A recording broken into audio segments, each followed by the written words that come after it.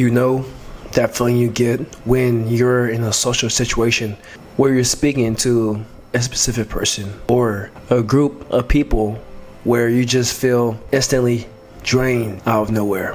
If you're an introvert like me, then you know how tricky it can be to maintain energy while in those social situations, while also trying not to burn yourself out. Today, we're diving deep into how you can build real social confidence while also maintaining your energy. Now, this first one is going to start with, what does social confidence mean for introverts? It's not about being the loudest in the room or about having that spotlight. For us, social confidence is about feeling comfortable in our skin while also connecting meaningfully with others.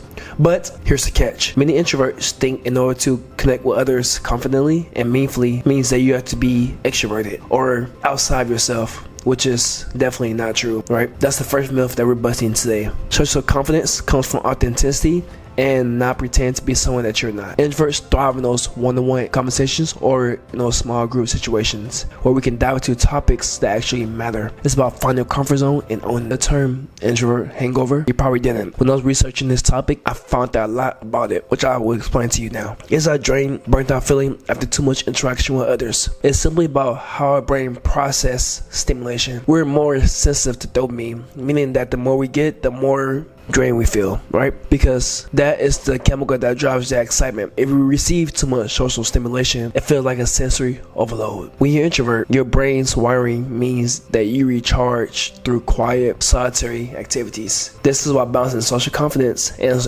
energy management is so important. Now, for some hobbies, I made a video. If you want to check that out, just click the link above. Now, let's get into how we can build social confidence without exhaustion. Now that we understand what's happening, let's get practical, right? How can you build that social confidence without feeling the need to take that 3-day nap after every event or after every group you talk to? Here's my top strategies. That first one is focus on authenticity over performance. The first step is to let go of the idea that you need to perform. Confidence doesn't mean being the loudest voice in the room. It's about being comfortable showing up as yourself. Start small, ask genuine questions and conversations. People love to talk about themselves, and being a good listener is one of the easier ways to connect. And as an introvert, that is one of your main strengths, is being a good listener, and that can also open the questions to others. The next one is choose strategic socializing. Not all social situations are created equal. Introverts thrive in the right environments. Instead of hitting every party and saying yes to every invite, every single thing,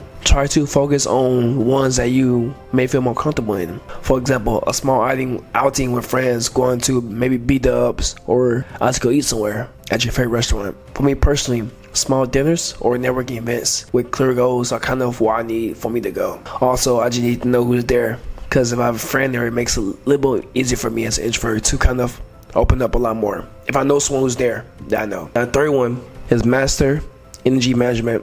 Think of your social energy as a battery, where before a big social event, take the time to allow yourself to recharge. Maybe that could mean take a 5-minute nap, that could mean read a book, that could mean just think and meditate. And also, don't forget, when you're at those events, take breaks, step outside, take a breather so you can come back refreshed. You don't have to be in a conversation for a long time. Sometimes you just need to step outside and just kind of build your own, if that makes sense.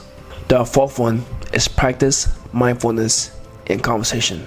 Now, mindfulness can be a game changer. Focus on those present moments during conversations instead of worrying about what you'll say next. You'll feel more relaxed and people will notice your genuine interest. For example, let's say that you're having a conversation with someone and they said something that's debatable in your head. Try your best to keep your reply to yourself and try to put it in the back of your head by just responding simply based on what they say, not based on your first reply that you have in your head that popped up. Now, this next one is building conversational skills. Confidence grows with practice. So let's talk about how you can improve your conversational skills. That first one, or that first strategy I want to give you, is to prepare topics in advance. Having a mental list of topics to talk about can make conversations flow effortlessly.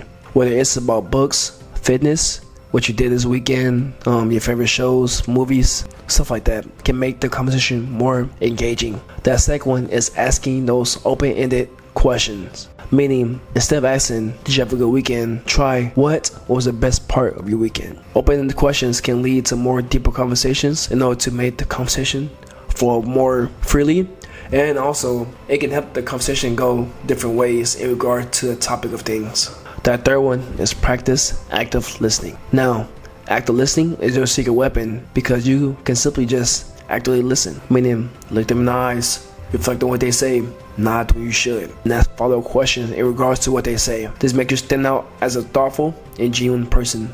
Now that part 5 is understanding your social needs. Let's talk about understanding your limits as an introvert. Meaning, when is the time do you know or do you feel you need to stop talking or just stop socializing? Social confidence doesn't mean you have to be have that on switch on all the time. It's also about knowing when to take a step back and recharge as a strength and not a weakness. So I want you to practice saying no. No can be that one word that changes your day. If you feel overwhelmed and someone gives you another task, just say no. No helps you focus and prioritizes on things that needs to be done. It helps you get rid of things that doesn't need to be done. Focus on what needs to be done. Now, when you align your social habits with your needs, you will find that confidence come naturally without the exhaustion. Now, social confidence isn't about changing who you are. It's about learning into your strengths as an introvert. Whether it's about balance, authenticity, energy management, skill building, those conversation skills, you can thrive in any social situations if you manage to maintain or at least